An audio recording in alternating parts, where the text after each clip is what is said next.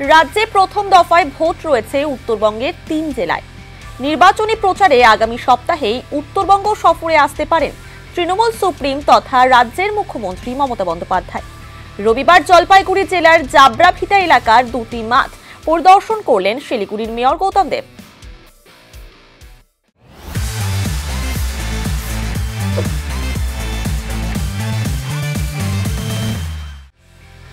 আগামী 19 এপ্রিল প্রথম দফায় জলপাইগুড়ি, আলিপুরদুয়ার এবং কোচবিহারে রয়েছে ভোট।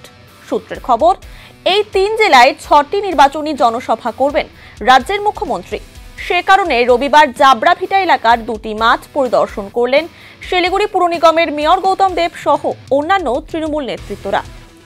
এদিন প্রয়োজনীয় প্রস্তুতি খতিয়ে দেখেন তারা। টাইম আছে, দেরি আছে তো, 13 তারিখ 16 তারিখ দিদি প্রোগ্রামের জন্য অনেক দেরি। উনি এখানে আসছেন 4 তারিখ থেকে প্রোগ্রাম শুরু হবে। জলপাইগুড়ি কোচবিহার থেকে প্রোগ্রাম করবেন। আমাদের এখানে যে প্রোগ্রামটা ওটা শেষের দিকে আছে। ডাবগ্রাম পরিবারটা তাওটাই আছে, শিলিগুড়ি শুরু। প্রস্তুতি নিচ্ছি, 3-4টা মাঠ, কয়েকটা রুট আমরা দিচ্ছি। ফাইনালি কলকাতা থেকে ওরা সব কিছু দেখে শুনে যেটা ফাইনাল করবে। দিদি তো প্রচারে ঝড় প্রত্যেক দিনই তোলে, আর অ্যাকচুয়ালি উনি আসলে একটা আলাদা আবেগ, একটা মাত্রা পায়। কিন্তু এখনই তো আমি প্রায় 5 কিলোমিটার হাঁটলাম, তো দিদির নামেই ভোট চাইলাম, দিদিকে ভোট দিন। মমতা বন্দ্যোপাধ্যায়ের নাম বলার সাথে সাথে মানুষের বডি ল্যাঙ্গুয়েজই পরিবর্তন হয়ে যাচ্ছে। বিজেপি তো পদ্মফুল নিয়ে, ওদের চিহ্ন নিয়ে ওরা ভোটে লড়বে। তার সাথে রামনবমী কে আছে? এটা ভারতবর্ষের একটা শাশ্বত ধারা। যেমন দুর্গাপুজো হয়, দুর্গাপুজো তো আমরাই করি ম্যাক্সিমাম। এখানে যতগুলো পুজো হয় তার 90% পুজো আমি উদ্বোধনে যাই। আজকে না, বহুদিন থেকে, যখন দল পাওয়ারে আসেনি তখনও ছিল, এখনও করি। রামনবমী ভক্তরা করে। এখন বিজেপি এটা রাজনীতিতে কনভার্ট করার চেষ্টা করে, কিন্তু ধর্মের সাথে তো রাজনীতির কোনো মিল নেই। ধর্ম তো যার যার বিশ্বাসের বিষয়, রাজনীতিটাও তাই।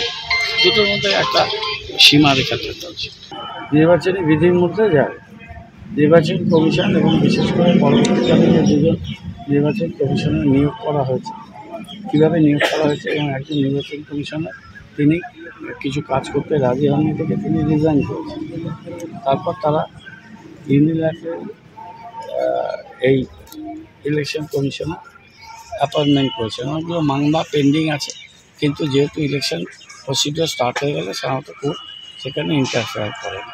এবং প্রধান বিচারপতি তো নেই, কোনো নিয়োগের ক্ষেত্রে তাকে রাখা হয়নি। এর আগে যেগুলো হয়েছে শুধু মেজরিটি করে সেখানে নামকে ওয়ার্ডে লোকসভার প্রিন্সিপাল অপোজিশনের নেতাকে রাখা হয়েছে। কীভাবে এটা হয়েছে জানি। এবার ইলেকশন কমিশন, আমরা তো 1 দফায় ভোট চেয়েছি রাজ্যে, আমরা 1 দফায় রাজ্যে ভোট চেয়েছি, কিন্তু ভোটটা 7 দফায় হচ্ছে, ইউপি, বিহার এবং পশ্চিমবঙ্গ। এখন ইলেকশন কমিশনের ডাইরেক্ট মানতেই হবে। এখানে 14টা ওয়ার্ড, সেটা জলপাইগুড়ি লোকসভা কেন্দ্রের মধ্যে, কিন্তু অ্যাডমিনিস্ট্রেটিভ মানে কর্পোরেশন পয়েন্ট অফ ভিউতে ওটা শিলিগুড়ি পুর নিগম দেখে, কিন্তু অ্যাডমিনিস্ট্রেটিভ ওটা জলপাইগুড়িতে দেখে, জলপাইগুড়ি লোকসভা। সেটা এই বাইফার্কেশন আছে। যদি ওরা প্রথম দফায় দার্জিলিংকে ইনক্লুড করতো তাহলে একবারেই হয়ে যেত।